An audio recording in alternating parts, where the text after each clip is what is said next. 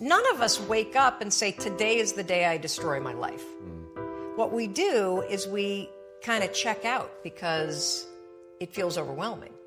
Or we check out because we're afraid. Or we check out because we start listening to self-doubt. And then we make these teeny tiny decisions all day long. We don't even realize it. Decision to not get up on time, a decision to not eat the right thing, a decision to snap at your kids, a decision to not speak in a meeting, a decision to not look for a job, a decision to not deal with your finances, a decision to not call your parents, like whatever it is. All day long, these tiny decisions that take you so far off track.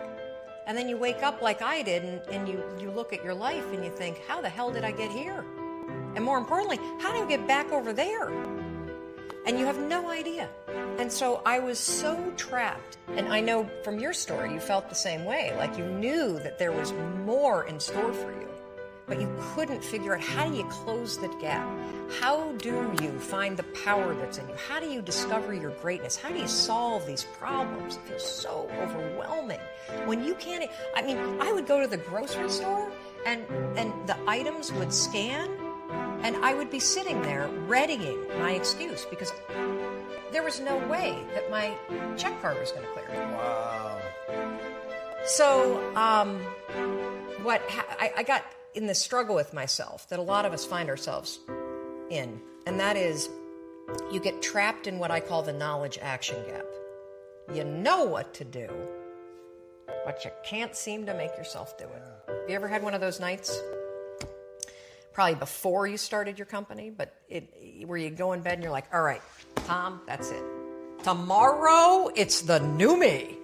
Tomorrow, I'm going to get up on time. I am going to go to the gym.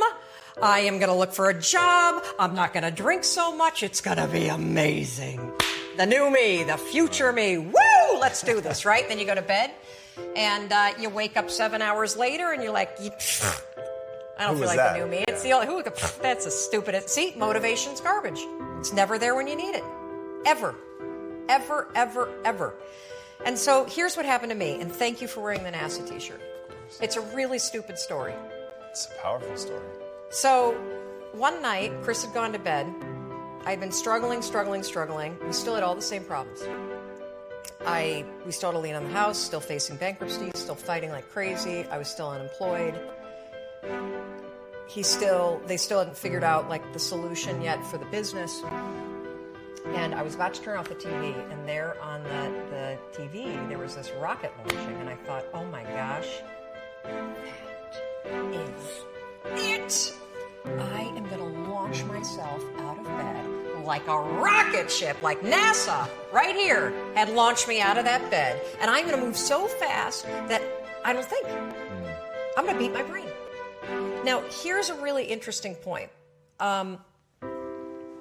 I talk a lot about your instincts and inner wisdom. And we can get into this a little bit later, but a lot of us talk about the fact that you have a gut feeling. But what all this research that I've done for the book and all the speaking that I do, what I've discovered that's fascinating is actually when you set goals, when you have an intention on something that you want to change about your life, your brain helps you. What it does is it opens up a checklist, and then your brain goes to work trying to remind you of that intention that you set. And it's really important to develop the skill, and I say that word purposefully, the skill of knowing how to hear that inner wisdom and that intention kicking in and leaning into it quickly. So for me, my brain saying, that's it, right there, move as fast as a rocket, Mel. I wanted to change my life. And I think most people that are miserable or that are really like dying to be great and dying to have more, we want to change. We want to live a better life. We want to create more for our families. We want to be happier. The desire is there.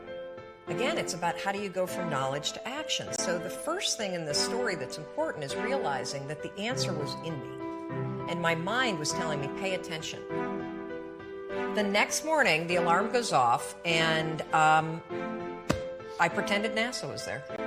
It's the stupidest story. I literally went 5, 4, 3, 2, 1. I counted out loud, and then I stood up. And I'll never forget standing there in my bedroom. It was dark. It was cold. It was winter in Boston.